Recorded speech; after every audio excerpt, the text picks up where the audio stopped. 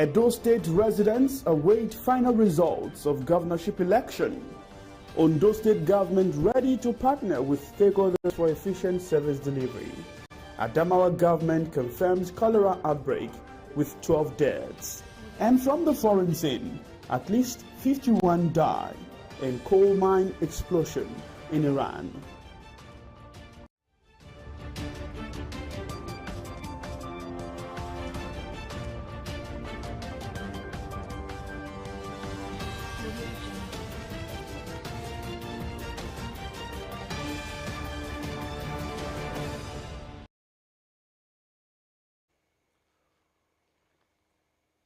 Good evening, thanks for joining us on the news at 7.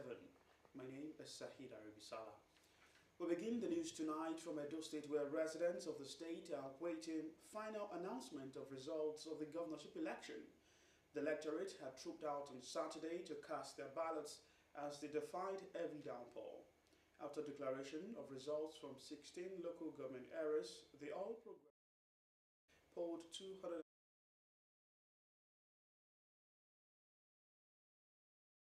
195,959. INEC went on recess to reconvene at 5 in the evening. The results of one of the remaining two local government areas, Edo, has now been made official, while that of Ipobahoa is about now being made official. The winner of the election will thereafter be announced by the Independent National Electoral Commission, INEC. Still staying on the election in Edo State, election observer groups have raised concerns about the transparency of the Independent National Electoral Commission in the governorship election in Edo State. The election observer groups made their position known in a statement jointly signed by the Nigerian Civil Society Situation Room, Yaga Africa, Kimpact Development Initiative, Nigerian Women Trust Fund, Ulcha, and TAF Africa. According to them, reports of disruptions at ward and local government collation centers, including intimidation of INEC officials and attempts to collate results contrary to the provisions of the Electoral Act and INEC guidelines, raise significant concerns about the credibility of the results collation process. They urge INEC to invoke its powers under Section 65 of the Electoral Act 2022 to review any declarations and returns where results were not declared voluntarily or violated provisions of the Electoral Act and INEC regulations and guidelines. The observer groups also called on security agencies to refrain from interference in the collation process and ensure that accredited party agents, the media, and election observers are granted full access to collation centers. Away from Edo State, the Ondo State government says it is set to roll out more pro-masses policies that will have positive impacts on the people. The State Deputy Governor, Dr. Olaide Adelami, at a meeting of the All Progressives Congress APC in our local government area, said the Aiyedatiwa administration remains committed to people's welfare. Government House correspondent Zimo Ibiemi has details as presented from our studios. The Deputy Governor, Dr. Olaide Adelami, said the only way government can reach out to everyone is by emplacing pro-people policies that will engender meaningful development.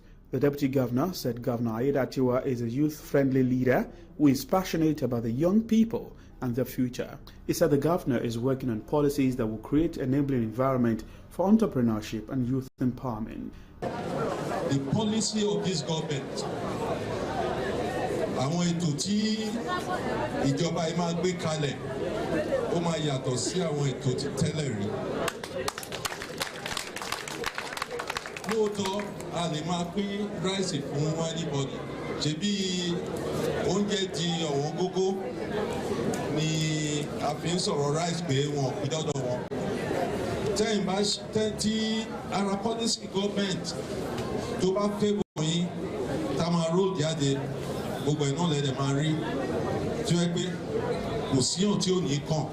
He said grading of rural roads in Owo, which started the previous week, is to ease movement of farm produce to the markets. The Deputy Governor made reference to the ongoing construction of 10.9-kilometer Idonri-Obajari Road, 15.5-kilometer Odakoko Bod Langbodo Road, and the recently flagged off 11.9-kilometer Molege Agumbiade Road, among many others. While assuring safety of lives and property on the farms, Adelami said government would clear farmlands which will be highly subsidized. Owó tí àwọn driver máa charge àti kó àwọn nǹkan oko yẹn wá sọ́jà owó ẹ̀ máa wálẹ̀.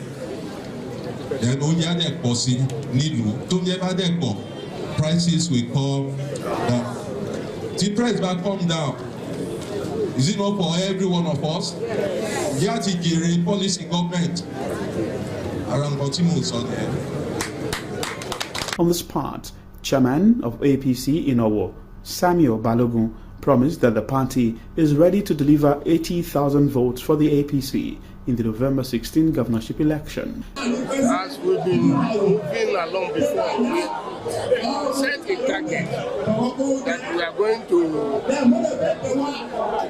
make a turnover of 70,000 votes.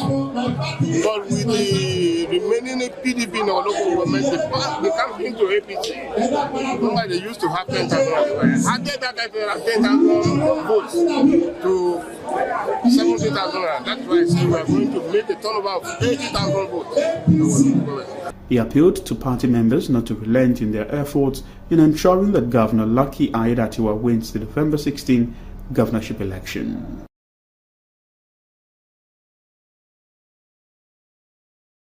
Governor Lucky Aiyedatiwa says his administration has repositioned the civil service to meet international standards. The governor made the statement while declaring open the 9th annual conference of the Ondo State chapter of the Chartered Institute of Personnel Management of Nigeria in Akure, the Ondo State capital. In a crackdown against illegal timber smuggling network, the Ondo State Task Force on Forestry and Produce has seized a truck loaded with timber and arrested the driver. The task force team, led by the Special Assistant on Forestry and Produce in Ondo South Senatorial District, Mr. Joshua Obayagba, said the truck loaded with illegal timber was arrested at Igbotako. The truck is said to be transporting the illegal timber logs from Omotosho Forest area in Okudupa local government area to illegal sawmills. During the arrest, the driver could not provide valid documents for carrying out the activities. This led to the seizure of the truck as it was handed over to the Amotekun Corps for further action. The Vice President of Nigeria, Kashim Shettima, has departed Abuja for the United States to attend the 79th session of the United Nations General Assembly UNGA in New York. President Tinubu had last week directed the Vice President to lead the Nigerian delegation to the high-level global forum while he focuses on addressing pressing domestic issues, including the recent flood disaster. During the session, the Vice President, according to a release by his media aide, Kingsley Nkocha, will deliver Nigeria's national statement, participate in key meetings on the sidelines of the event, and engage in bilateral meetings.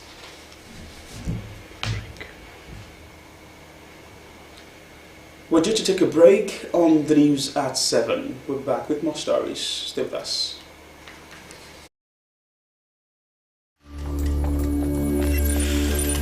Ambition. My G, for our ambition, we go hard. We go day night till we make it. We go hard till we find that perfect beat. The perfect beat, the one the world will put on repeat. So we chase greatness in every moment, making every naira count. We put out content after content, till it's comment after comment. And with Glow by our side, We have more to offer. because the MyG bundle comes with bonuses Giving you way more data value and way more steez on IG, Snapchat, TikTok, WhatsApp, Glow TV, Audiomack, and Boomplay. in one fly package. Dial *312# now and select My G bundle. Glow Unlimited.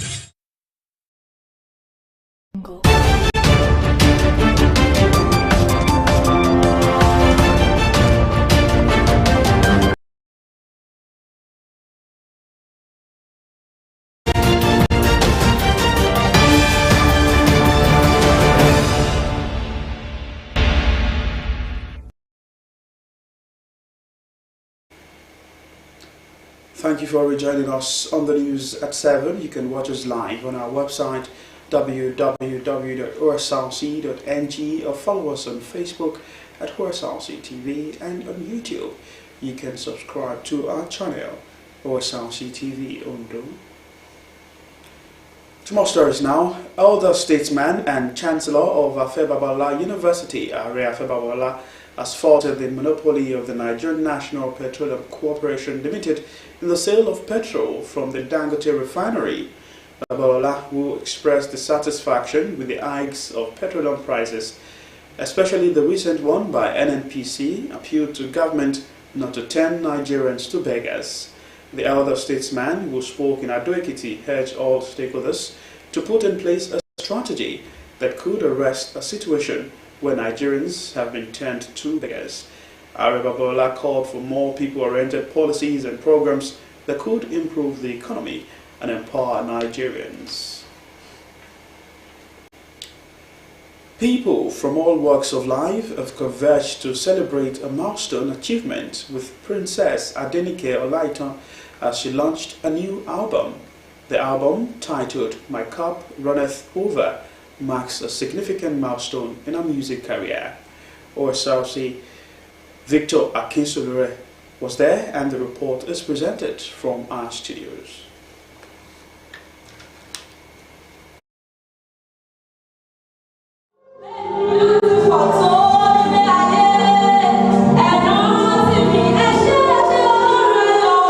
It's the third edition of the Voice of Solutions Music Ministry's annual concert, and a large crowd of well-wishers and fans of the gospel artist Princess Adenike Olaitan converged on the Redeemed Christian Church of God Praise Sanctuary in Akure to participate in the event. Various guest ministers joined the convener to lift their voices in praise and worship.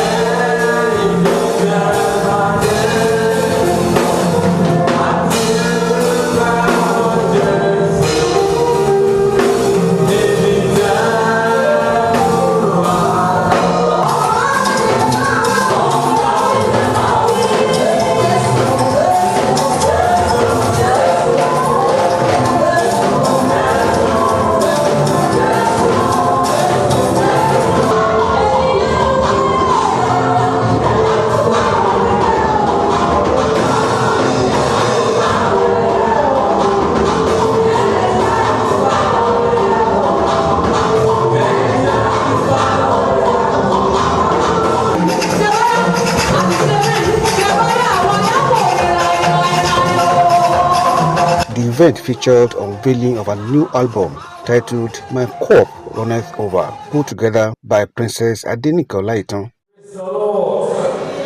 Princess Olaitan, who shared the story behind the title of the album, revealed that her divine inspiration fueled the creative work, despite the challenges she faced in getting the work done. This inspiration came in the beginning of this year. God told me in my dream that the next album should be titled My Cup Runneth Over, because the Lord is preparing me, myself and the entire world for a particular miracle or blessing which is going to be overflow. Olaitan attributed the eventual success to her unwavering faith and perseverance in God. The gospel artist encouraged upcoming singers to stay focused towards actualizing their dream. The director of programs, Osrc, Mrs. Iritia Lewi, expressed gratitude to God for the success of the album launch, emphasizing the importance of praising God. It's very, very important to praise God Almighty, because He's worthy to be praised. He's worthy to be served all the time. The only thing that I really admire in Christendom is just praising the Lord. Guest speaker Femi Akarakiri delivered a goodwill message laced with words of encouragement. You must acknowledge that God over your life, and then you start reaping the benefits. And until you get to the place where your cup starts running over. Renowned gospel musician Evangelist Tolu Adelegun commended Princess Olaitan for the hard work and outcome of the album. We're whenever we are praising God, God will never send an angel. He will definitely come down and give us exactly what we want. Music crews from different backgrounds joined the convener to sing and praise God, infusing the album launch event with vibrant energy.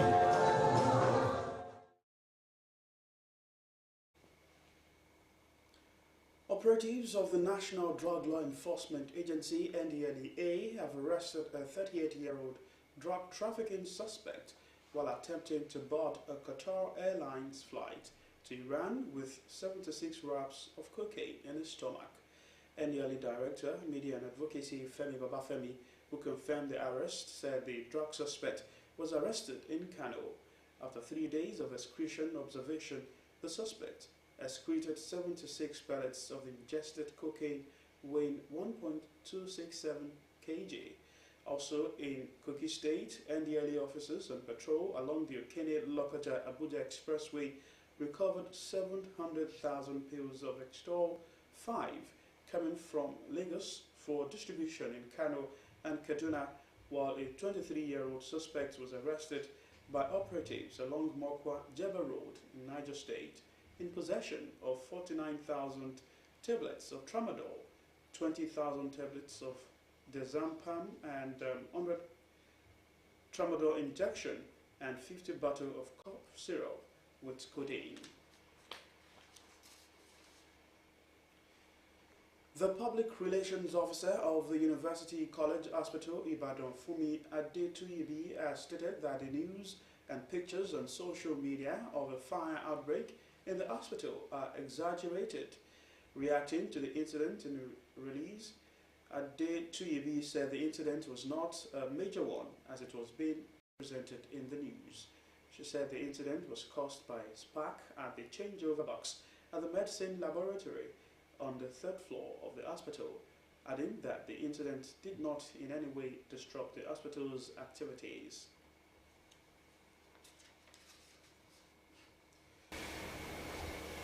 Adamawa State Government has confirmed the outbreak of cholera with 12 deaths recorded. The Commissioner for Health, Felix Tangwami, who confirmed the outbreak in a statement in Yola, stated that out of the 50 samples of suspected cases, 30 were positive. Tangwami said that 6 of the deaths were recorded at a facility, 6 occurred at home, while 308 people were admitted with 244 treated and discharged. He, however, assured the public that the government, through its health workers, is doing everything possible to contain the situation. The Nigeria Hydrological Services Agency has raised concerns about rising water levels along the River Benue Basin, warning of potential flooding of neighboring states. The warning comes amid a recent wave of widespread floods which have claimed lives, destroyed homes and submerged farmlands and entire communities in at least 13 states. The agency has advised immediate preventive measures in states along the river, particularly those previously identified as flood-prone. They also stress the urgency of improving water conveyance and flood containment to protect vulnerable communities. Jigawa State Governor Umar Namadi has visited Borno State following the devastating floods that impacted Maiduguri, the state capital. Governor Namadi expressed condolences to the families affected by the disaster.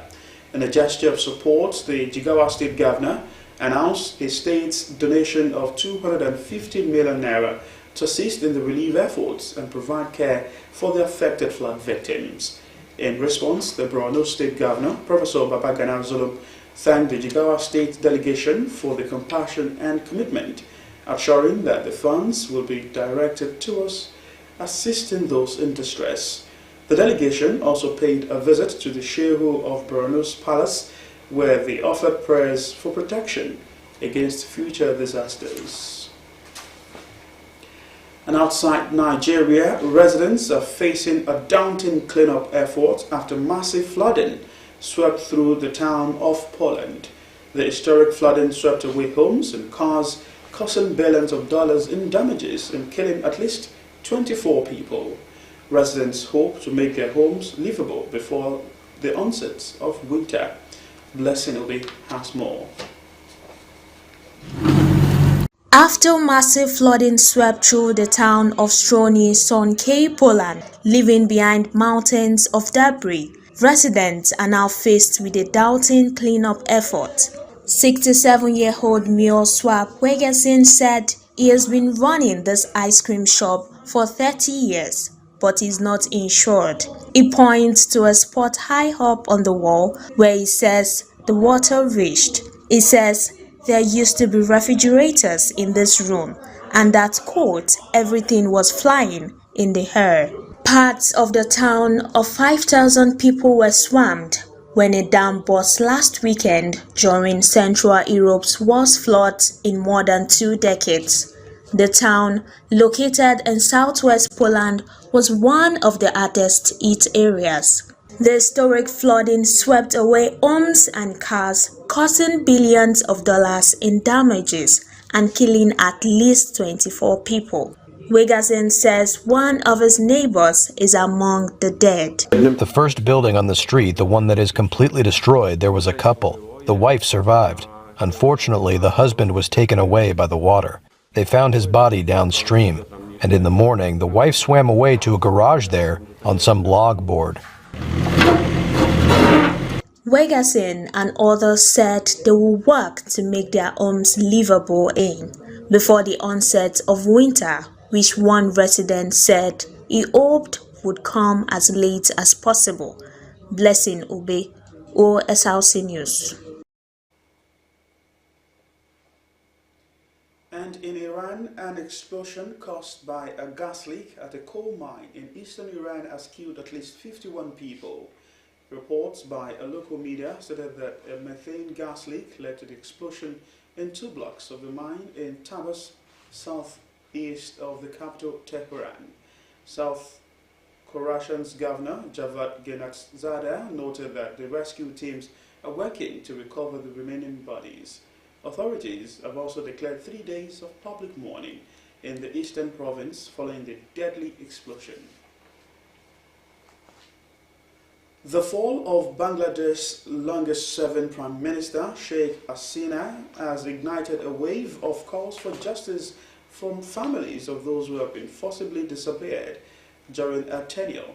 Human rights organizations estimate that hundreds have vanished without a trace, often amid allegations of state-sponsored repression. Families are not only seeking answers about the fate of their loved ones, but are also demanding accountability for those responsible for these abuses. Sheikh Hasina has gone, but the fate of Bangladesh in his forcibly disappeared remains uncertain. Why at least 3 people have been released from secret detention center since the former Prime Minister fled to India. Around 150 remains missing. Sanjuda is a sister of a still missing opposition leader and co-founder of Mayadok, a victims platform, is seeking answers. One of our key demands is finding those who are still missing. We know of only a few who came out after the 5th of August, but there are still so many whose whereabouts we still don't know. So our demands remain the same: finding those missing and bringing those responsible for such crime to justice. According to local and international rights groups, more than 700 people have been victims of enforced disappearance in Bangladesh in the past 15 years. Another victim, Michael Shukman, was released last month, a rights activist and an outspoken critic for Sheikh Hasina's policy on Bangladesh indigenous groups. Michael says he was subjected to several psychological torture in solidarity confinement for 5 years. Those who were involved in perpetrating these heinous crimes, including Sheikh Hasina, must be brought to justice, even if it requires making new laws, and there should be exemplary punishments so that there are no repetitions of such things again.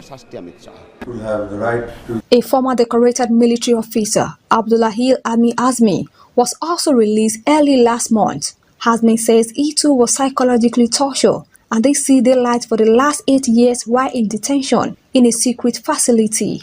Anybody doing any crime, he must go through the legal system. somebody coming and just picking him up, abducting somebody and keeping confined for an indefinite period cannot just happen. In any civilized society, it cannot happen. So this must be stopped forthwith. Hamed Kazim, a lawyer and human rights activist, was one of the 3 people released after Sheikh Hasina fled the country. He said he endured several physical and psychological torture for 8 years, circled around clock in windowless solidarity confinement. I had no idea a revolution had taken place outside. After my release, I walked through the dark streets. After several hours, I came to know from someone that the nation is liberated and Hasina had left. That's when I realized things had changed. Far too many families have lived with grief of not knowing where their loved ones are, or even a closure. Human rights group says that if reforms are not implemented soon, Bangladesh could witness more abduction and extrajudicial killings. Adirunke Kolawole, Osrc News. And to end the news tonight, another look at the major stories. We told you that following Saturday's governorship poll in Edo State, residents of Edo continue to await final results of the governorship election as collation of the results enters final stage. We also informed you that the Edo State government has pledged its readiness to partner with stakeholders for efficient service delivery. And in Adamawa State government has confirmed cholera outbreak that has now resulted in 12 deaths. And from the forensic, we told you that at least 51 people have died in a coal mine explosion.